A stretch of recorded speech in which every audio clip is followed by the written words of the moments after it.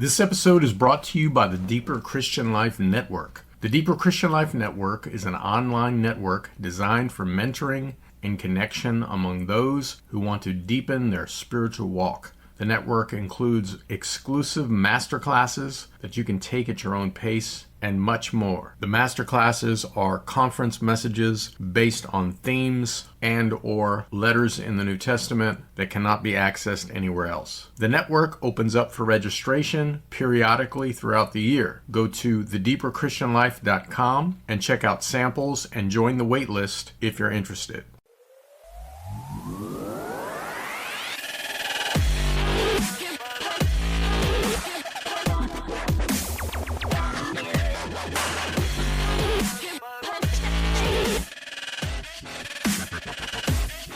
Welcome, fun seekers, to another edition of the Christ is All podcast. Now, if you're new to the podcast, the title of this show comes from Colossians 3, verse 11. Christ is all. And as I have said many times, Christ is all, everything else is commentary. Now, in this episode, I am going to answer a question, a common complaint, and I expect that this will be a cornerstone episode wherein when someone I know, you know, or an acquaintance says, I cannot find Christian fellowship, I can't find believers of like mind to gather with, this will be the episode to hand them. Now, I am speaking to two groups of Christians. The first group of Christians are those who are on the deeper journey. This would be people who have read my books, the ones that I have published since 2010, that are about the kingdom of God, that are about Jesus Christ, that are about spiritual formation, transformation, ministry, spiritual power, etc. And of course, the eternal purpose. And Christians who read those books in this first group are part of many, many different kinds of church forms, from institutional to traditional to liturgical to groups that meet in unconventional ways. They're all over the place. And this group would also be comprised of people who listen to this podcast, the Christ is All podcast, as well as the Insurgents podcast. And they are looking for other believers who are on the deeper journey. Now, many of them are part of the Deeper Christian Life Network, but not all of them are. And they're looking for local believers, people who live in close proximity to them, with whom they can fellowship. Now, if you're not familiar with the deeper journey, there is an episode on this podcast entitled, What is the Deeper Journey? And I would strongly encourage you to find it. The podcast is on all podcast platforms, and just look through all of the episodes and you will see it. It's one of the most important episodes on this show. So that's the first group, those who are on the deeper journey. The second group are those who read my very old books back in 2008 and 2009. Pagan Christianity with George Barna, which is not a standalone book, and it was not written for all Christians. It was only written for Christians who had left the institutional church or they were on their way out. And then the constructive sequels that give solutions. That would be Reimagining Church and Finding Organic Church. Those three books were written between 2008 and 2009, and they advocate the organic expression of the church, which is not the equivalent of a house church or a simple church. And I have discussed the difference on this podcast many times, as well as in many articles on the blog, frankviola.org. So I'm not going to rehash that. But I will say, and I will repeat, that the season of interest in organic church life ended in 2012. And at the time of this recording, very few Christians are interested in meeting organically. The season has not yet changed. I believe it will change one day, but it has not up until this point. There is an article on the blog called Why You Can't Find an Organic Church.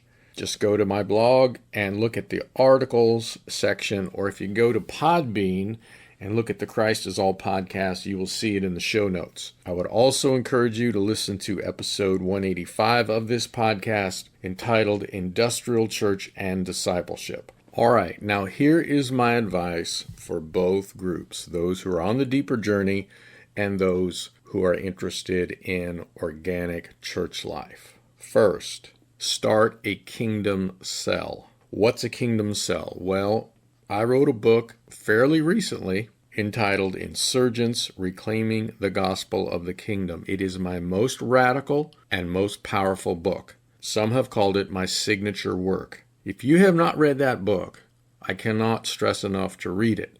And as I have said many times, there are 6 parts in the book. If part 1 doesn't grab you, just move on to part 2. Do the same with the other parts. You can always come back because each part does something differently, yet they all go together. In that book, on pages 329 to 331, and also page 432, I introduce the idea of sleeper cells in the world of terrorism, and I use that as an analog for a kingdom cell. A kingdom cell is not a cell church.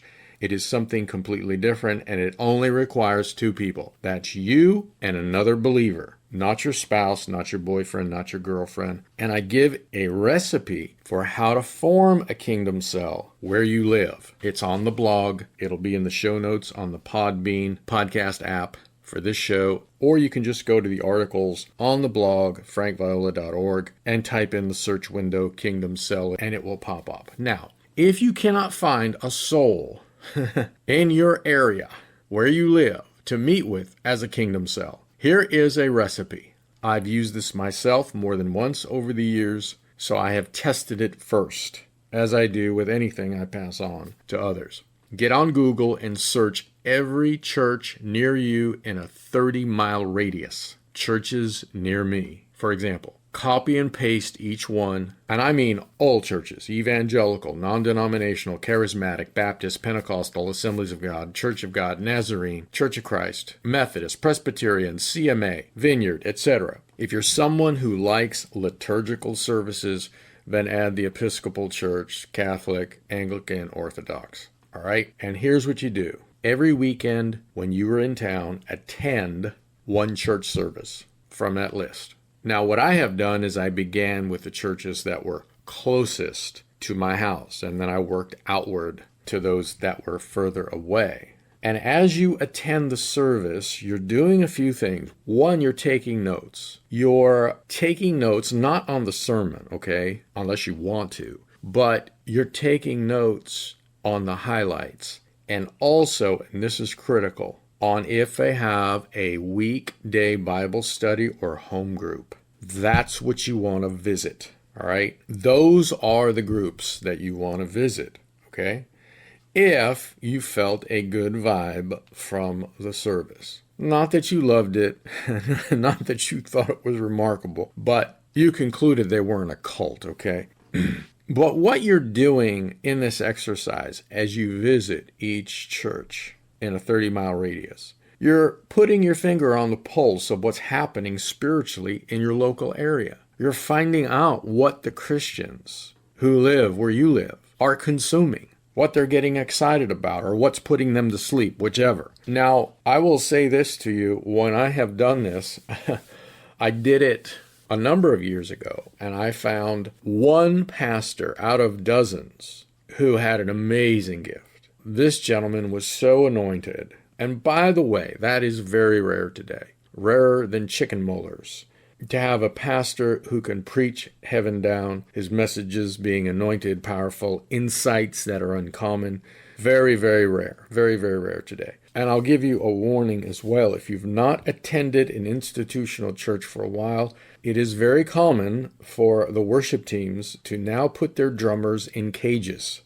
I guess they figured that a hot-headed percussionist might begin hurling drumsticks into the congregation. So now you don't have to worry about an eye being taken out by a flying drumstick.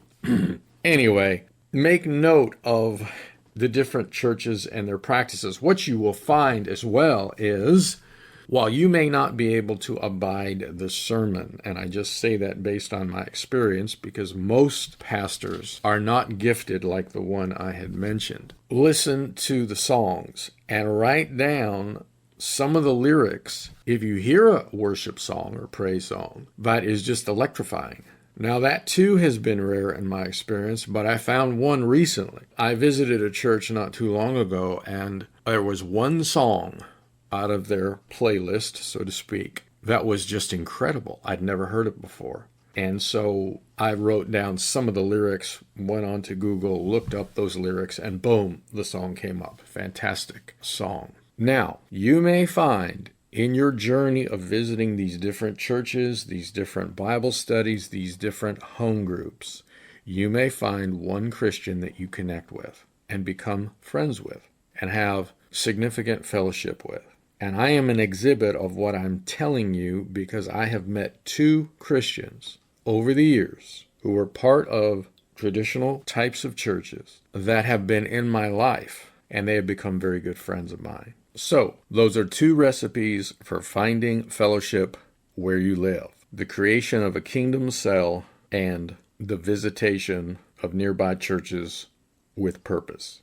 I will end by saying nothing gets done without intention. These prescriptions will only work if you put them into practice. Prayerfully, of course, but action is required nonetheless. If you're new to the podcast, there are over 200 previous episodes that you can binge on, all of which are devoted to deepening your spiritual life. And if you're interested in listening to or hearing some of the greatest songs I have ever heard in my life, some of which have been written by people I know, you can go to frankviola.org/songs. And also, if you're interested in listening to the conference messages that are in our catalog, all of which are free to listen to, of course, go to frankviola.org/messages. There are over 60 messages on all different subjects listed on that page.